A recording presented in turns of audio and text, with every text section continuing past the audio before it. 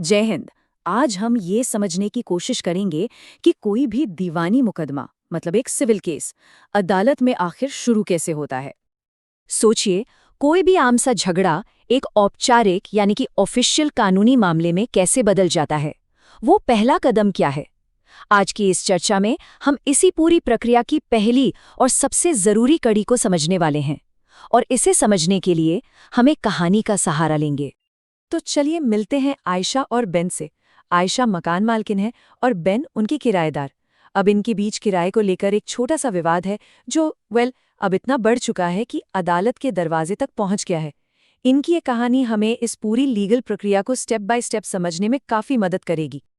तो अब सवाल ये है कि आयशा को अपना मामला अदालत तक ले जाने के लिए सबसे पहला कदम क्या उठाना होगा? उन्हें एक दस्तावेज दाखिल करना होगा। और बस यहीं से हम आज के अपने मेन टॉपिक पर आते हैं, जिसे कहते हैं अभिवचन या इंग्लिश में प्लीडिंग।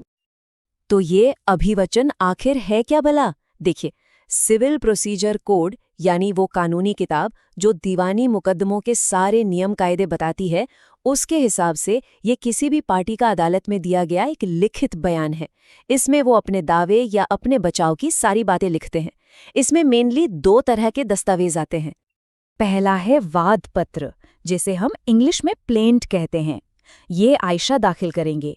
इसमें वो बेन के खिलाफ अपने सारे दावे और मामले से जुड़े हुए फैक्ट्स बताएंगी। अब इसके जवाब में बेन जो दस्तावेज दाखिल करेंगे उसे कहते हैं प्रतिवाद पत्र या रिटन स्टेटमेंट। इसमें बेन आयशा की कही बातों को या तो मानेंगे या इनकार करेंगे और अपनी तरफ की कहानी पेश करेंगे। अच्छा, अब ऐसा बिल्कुल नहीं है कि आयशा और बेन इन दस्तावेजों में जो मन में आए वो लिख सकते हैं। नहीं, इन्हें लिखने के कुछ बहुत ही जरूरी, कह सकते हैं कि सुनहरे नियम हैं, जिनका पालन करना ही पड़ता है। तो चलिए देखते हैं कि ये नियम आखिर हैं क्या। ये 4 बुनियादी नियम हैं जो किसी भी अच्छे प्लीडिंग की नींव होते हैं। पहला, सिर्फ तथ्य बताएं, कानून नहीं। दूसरा, केवल जरूरी यानी मटीरियल तथ्य ही बताएं। तीसरा, तथ्य बताएं, सबूत नहीं। और चौथा, अपनी बात को कम शब्दों में और बिल्कुल सटीक तरीके से रखें। आइए अब एक एक करके इन्हें समझते हैं। पहला और सबसे इम्पोर्टेंट नियम है, सिर्फ तथ्यों को बताइए, कानून को नहीं। इसका सीधा सा मतलब है कि आपको कहानी बतानी है कि असल में हुआ क्या था। अब उस कहानी पर कौन सा कानून लगेगा, ये तय करना अदालत का काम है, आपका नहीं। चलिए इसे आयशा के केस से समझते हैं। सही तरीका ये है कि वो लिखें, बेन ने हमारे एग्रीमेंट के हिसाब से 3 महीने का किराया नहीं दिया है। ये एक फैक्ट है, एक तथ्य है। और गलत तरीका क्या होगा? अगर वो लिखती हैं कि कॉन्ट्रैक्ट लॉ के तहत बेन किराया देने के लिए कानूनी रूप से मजबूर है। ये कानून की व्याख्या है, जो कि जज साहब का काम है। अब दूसरे और तीसरे नियम जो हैं वो एक दूसरे से काफी जुड़े हुए हैं। आपको सिर्फ सारवान मतलब मटेरियल फैक्ट्स बताने हैं, यानी सिर्फ वो बातें जो केस को जिताने या हराने के लिए बेहद जरूरी हैं। और साथ ही आपको ये बिल्कुल नहीं बताना है कि आप इन बातों को साबित कैसे करेंगे। वो तो सबूत हुए, जैसे कोई गवाह या कोई दस्तावेज जिन्हें बाद में पेश किया जाता है। इस बात को ये कोर्ट बहुत ही अच्छे से समझाता है। अभिवचन को अदालत को ये बताना चाहिए कि मामला क्या है, न कि ये कि इसे कैसे साबित किया जाएगा। मतलब साफ है, आपको बस अपनी कहानी का एक ढांचा पेश करना है, सबूतों की पूरी लिस्ट नहीं देनी। अब हमारी कहानी में एक छोटा सा मजेदार मोड़ आता है। मान लीजिए कि आयशा खुद पूरी तरह से श्योर नहीं है। ये ट्विस्ट हमें प्लीडिंग के एक और जरूरी पहलू और इन सभी नियमों के पीछे के असली मकसद को समझने में मदद करेगा। सवाल ये है कि क्या होगा अगर आयशा निश्चित नहीं है? Can she claim Ben is a tenant who didn't pay rent और अ ट्रेसपासर? मतलब क्या वो एक ही साथ ये दावा कर सकती है कि बेन एक किराएदार है जिसने किराया नहीं दिया, या फिर वो एक अतिचारी यानी ट्रेसपासर है? तो इसका जवाब है हाँ, बिल्कुल कर सकती है। कानून इसकी इजाजत देता है। इसे वैकल्पिक तथा असंगत अभिवचन या ऑल्टरनेटिव एंड इनकंसिस्टेंट प्लीज कहा जाता है। आप एक से ज्यादा, यहाँ तक कि एक दूसरे से बिल्कुल अलग दावे भी कर सकते हैं। बस एक शर्त है। शर्त यह है कि इससे मुकदमे की सुनवाई में किसी भी तरह का कोई कंफ्यूजन पैदा ना हो।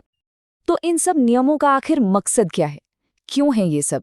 इसका मेन ऑब्जेक्टिव है दोनों पार्टियों को एक साफ सुथरे मुद्दे पर लाना, ताकि सुनवाई के दौरान किसी को भी कोई सरप्राइज ना मिले। इससे फालतू के खर्चे और देरी भी कम होती है और सबसे जरूरी बात, अदालत को न्याय करने में मदद मिलती है। अब देखिए, इंसान से एक गलती तो हो ही सकती है।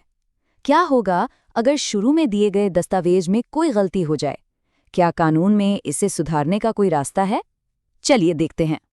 मान लीजिए अपना वाद पत्र यानी प्लेंट फाइल करने के बाद आयशा को एहसास होता है कि अरे, उनसे कोई गलती हो गई या वो कोई बहुत जरूरी बात लिखना ही भूल गई। तो अब क्या होगा? What if Aisha realizes she made a mistake or forgot a crucial fact in her plans?